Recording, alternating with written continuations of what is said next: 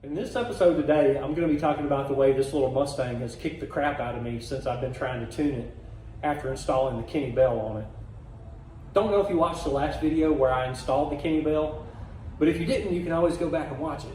And if you did, I appreciate you watching it. But in that video, I mentioned that I was going to do a tuning video with Holley Terminator X software to hopefully help someone get their Foxbody up and running with the Holley Terminator X software. Well, needless to say, as things started going downhill, I abandoned the videoing because, guys, I'm a one-man crew, so I'm doing everything, and I'm sure you can tell by my videos, but that's okay. As long as somebody learns something and we have some fun, that's all that matters. So what I'm going to get into today is the issues that I was having. We'll take a look at the engine, and I'll go over some of the things that was going on with the car. May or may not get into a little bit of the tuning, but we will definitely start this car, and we will definitely take this car down the road. So guys, I like to talk, I like to yell. So let me shut the hell up and let's get into this little Foxbody. The issues that I was having with this car were cranking and hot start. And this car already has a mini starter on it, so with a mini starter, hot start usually isn't an issue. And guys, I know you probably noticed if you got a keen eye, but this is not the way this belt is supposed to be ran. But I'm waiting on a smog pump delete pulley to get here. But I did not want to let that keep me from getting the car up and running and starting the tuning process. And the issues with this car was cranking. When I was cranking this car over, I thought a rod was going to come out of the block. I mean, it was knocking like you wouldn't believe. It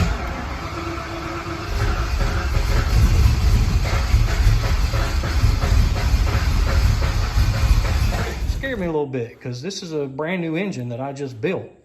But once it got it cranked and running, it ran smooth, idles smooth, goes up and down the road good. So I got to paying a little more attention, and it sounded like the noise was coming from underneath near the starter. The other thing that I did, and hopefully it will help in two ways, I put an MSD box on the car, and it's always going to help a boosted car, you know, with the hotter spark and everything, but I'm hoping that it's also going to help the cranking issues, especially the hot start issues. I'm on the back side of the starter right now, and this is the top mounting hole, and I thought maybe that I had left, you know, one or maybe both of the bolts loose. Anyway, this hole was wallered out. And guys, if you don't know what wallered out is, you need to get you some Southern friends and let them explain it to you. But what I thought may have been happening was with this not being fully tight on the top, that maybe when the starter gear was making contact with the flywheel, it was, you know, letting the starter move just a little bit. But since I put that nut on there and ran that bolt all the way through and got this completely tight and the bottom bolt completely tight, this car has never turned over better. So I'm thinking that was my problem with the awful noise that it was making.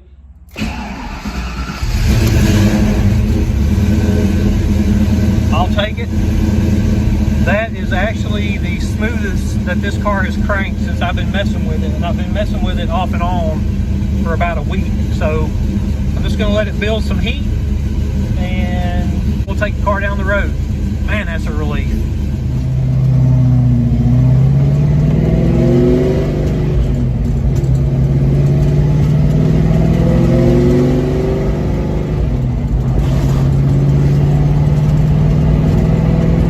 Runs nice and smooth, sounds good.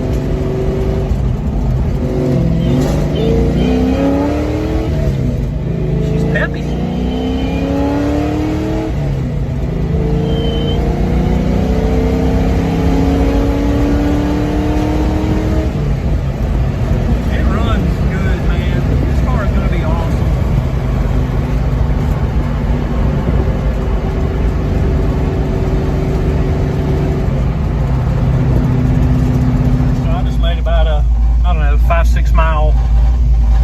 There you can see I'm up to temp, so it cold cranked good, drove down the street good. I didn't get in any boost, even though it was dang near impossible not to, but I'm gonna see how it hot cranks. So hopefully it'll hot crank. If it'll hot crank, I'm gonna call it a win. I'm gonna get this thing tuned and get it out of here, and you might see it at the Ford takeover. Let's see what it does.